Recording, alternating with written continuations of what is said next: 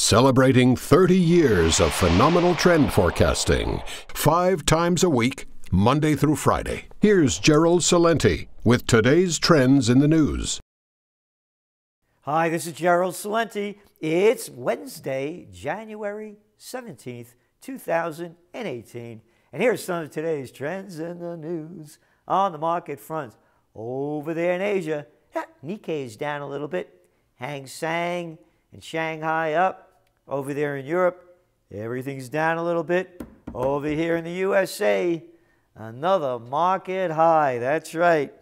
Dow up over 300 points. And oil's up a little bit. Gold's down. Bitcoin's down. Hey, speaking of Bitcoin, something's going on over there in that crypto world. I've been noticing it. Here, check out all these cryptos. Look at all those lines going down. The same downward trajectory, just about for all of them. Interesting, isn't it? So when stocks go down, they all don't go down by the same percentage points. So that's the crypto world. It's a new world of crypto order. Anyway, you look at the Bitcoin, man. Phew. Will it come back? I don't know. Again, you're hearing more and more about governments clamping down, as I mentioned yesterday. We got Ukraine, China, South Korea, one after another, saying they're going to put more restrictions on them. And now they're talking about here in the States, the IRS is going to grab your profits. So, will it bounce back? Yes, it will. How high? I don't know. Nothing goes straight up or straight down. We will see. It really depends on what they do in South Korea. I think that's the big one. And again, Australia's talking about putting restrictions. A lot of countries, Singapore. Anyway, the Dow. Why did the Dow go up? Well, repatriating that money, that's right, from overseas, and you know where it's going to go, stock buybacks, but also earnings reports. Yep. Of the S&P 500 companies that have reported as of Wednesday, today, 78% have passed earnings per share estimates, while 89% have beaten expectations. So, those are stronger than expected earning reports. So now figure it out. The earning reports are strong already. And now, because they weren't doing great before, being facetious, Trump has now lowered the tax rate for the big guys. It's going down for corporations, 35 to 21%. That's why the market's going up. They're going to have more dough, and you know what they're going to do with that dough? Stock buybacks. And oil. It's basically flat, really nothing new. Gold's going down because the dollar's going up. And again, if this market keeps boosting up the way it does, you're going to see interest rates go up more than 3 times, maybe more than 4, and that's going to put downward pressure on gold. Stronger dollar, weaker gold. End of story, but it remains to be seen how much they're going to raise interest rates. Corporate cash, bringing it all back home. Who has money overseas? 311 companies. In a Wall Street Journal analysis, reports more than $2.5 trillion in unremitted foreign profits at the end of the most recent fiscal year. The U.S. government expects $400 billion in taxes from repatriated profits over the decade. Again, repatriating profits, their money. Apple announces plans to repatriate billions in overseas cash, says it will contribute $350 billion to the U.S. economy over the next 5 years. Not contribute, they say that's what they're going to make money, and that money is going to go into building the economy. So it's not like they're going to put $350 billion back, because here's what they're going to do. $38 billion they're going to have to pay in taxes. They're going to repatriate $250 billion. $30 billion, they're bragging, in expenditures over 5 years. I'm not good at math, but that's only $6 billion bucks a year. How much did they bring back? $250 billion. Oh, wow. Woo, woo, $6 billion out of $250 billion. And what else? Oh, $5 billion in innovation.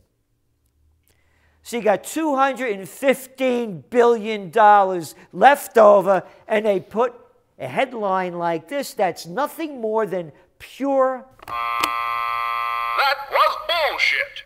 You got it. $215 billion bucks. You know where it's going? Back into the stock markets. Yeah, driving them up, and that's why they keep going up. Oh, and the big story, Walmart. You know, they got a big break too. Again, all the bigs, they're very generous with their dough. Walmart joins corporate rush to split Trump tax windfall with workers. Yep. They're raising a starting wage to $11 an hour. Yeah, we've talked about this before, right? Just to put this all in perspective. $11 an hour. You look up the data. After taxes, it's about $19,000 a year. Who could live on $19,000 a year in the USA? So, what do you got? The Walton family that owns Walmart stocks, most of it. Money goes back into the stocks. They're worth over $150 billion bucks already. But they're giving their workers $11. When I was a kid, you could be a short order cook in Times Square. And you could raise a family decently. There were living wages. It wasn't the state saying it was a minimum wage. They were spreading the wealth. And now all the wealth is going into the pockets of the few. As the data proves, 3 cats in the USA got more dough than 60% of us. And when you look around the world, 8 people have more dough than half the world's population combined. And again, the bigs get bigger. Ferraro takes group's U.S. sweet business. Italy's Ferraro has won the auction for Nestle U.S. confectionery business, paying $2.8 billion in cash. For the brands Butterfinger, Crunch, Nerds, and Laffy Taffy. Ferraro's buying this stuff. What happened to the Italians? It's not the Italians. They would never eat this stuff. But hey, everybody's going down, man. In quality, integrity, morality, and dignity. Ferraro. Great-great-grandpa Ferraro would be turning in his grave. Anyway, on to the Bitcoin market. Bitcoin sinks as more regulations loom. Again, that's what we're saying. When we put out our first trend alert about Bitcoins, we believed that they were going to have some restrictions from governments, but not to the level they are now. Initially, I believed that a couple of years ago when it all started to happen. I said, they're not going to let this happen. And I saw the way things were going, and I said, I better change my viewpoint on it, and I did, as you well know. But we have to see where this goes. And Venezuela, as we mentioned, they're going to come out with a petro coin. But they're knocking it back because here's a report and a comment by someone, a cryptocurrency that's not crypto, backed by reserves that aren't reserves, that you can only monetize through production that's collapsing, issued by a government in default, and with no dollars, tweeted Francisco Monaldi, a Venezuelan expert at the Baker Institute think tank, who described the plan as ridiculous. But there are aspects of it all that are not ridiculous, and that's that blockchain technology. And more and more and more and more companies are using it. And the companies in the crypto world that are attached to this, and other companies that are blockchain leaders, are going to see enormous growth. Maersk and IBM to apply blockchain to trade. Shipping giant AP Maersk is the latest company to climb aboard blockchain technology. Maersk said the costs of documentation to process and administrate many of the goods shipped each year can amount to as much as 1/5 of the physical transportation costs.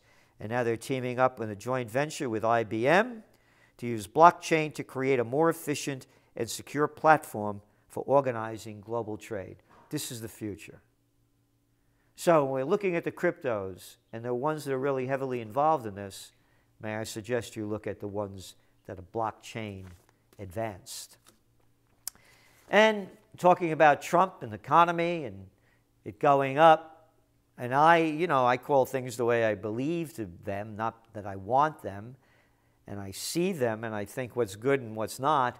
And NAFTA stinks. The deal's terrible when you look at all the data from it, the millions of jobs lost, and the standard of living declining since. I mean, just add up the numbers. You don't have to really be good at math. Nissan expects to build U.S. plant. Remember, we're hearing one after another saying they're going to build more plants here. They say they're going to build one within 5 years. So Nissan has become increasingly reliant on sales coming out of North America. At one time it was 30%, and now 50% of its profits are dependent on the United States. So, what Trump is doing, and you're going to see more and more of the heating up, especially a trade war that's looming with China, and other companies in other countries see where this is going, and they're moving more and more production into the U.S. It will be good for the bottom line and the average person in America if this trend continues. It will raise wages and provide better jobs than those, quote, service sector jobs. Yeah, like working at Slavelandia camp in Amazon or somebody else. Driverless software startup lands 2 deals. Yep. And it's about the startup firm Aurora Innovation. The Boston Consulting Group predicts 1/4 of miles driven in the U.S. by 2030 may be through shared self-driving vehicles. Maybe? Oh, you know what maybe is. Bullshit detected. Take precautions. We don't see it happening. GM seeks nod for car without driver controls. Okay, great. Hey, you fixed them airbags yet? How many accelerator pedals are stuck? Can't open them doors?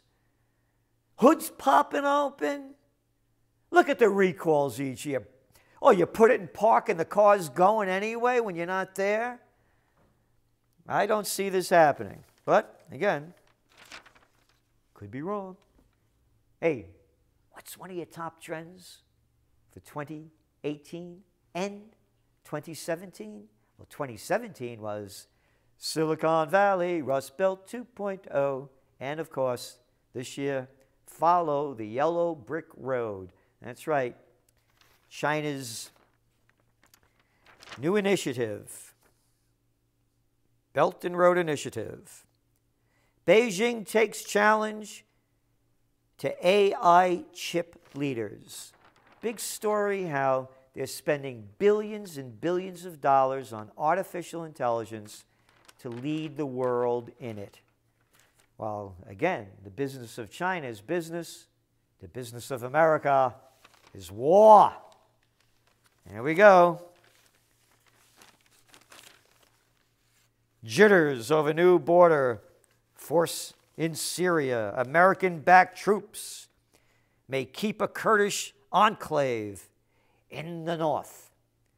You want to talk about propaganda and how I talk about the New York slime, or excuse me, the toilet paper record, the New York Times keeps selling propaganda. Look at this photo.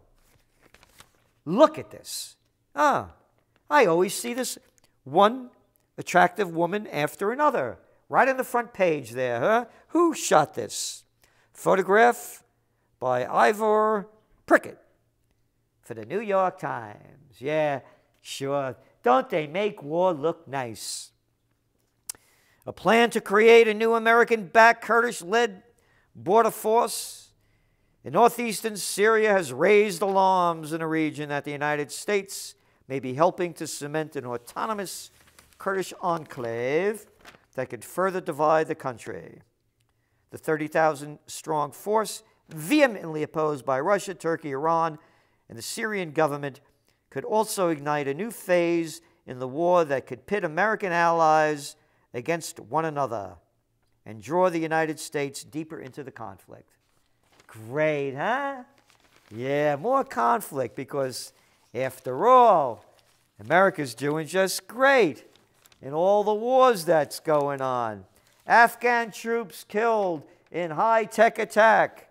U.S. plans to beef up Afghan role. Yeah. Pentagon to relocate drones and hardware, sending in 1,000 more combat advisors.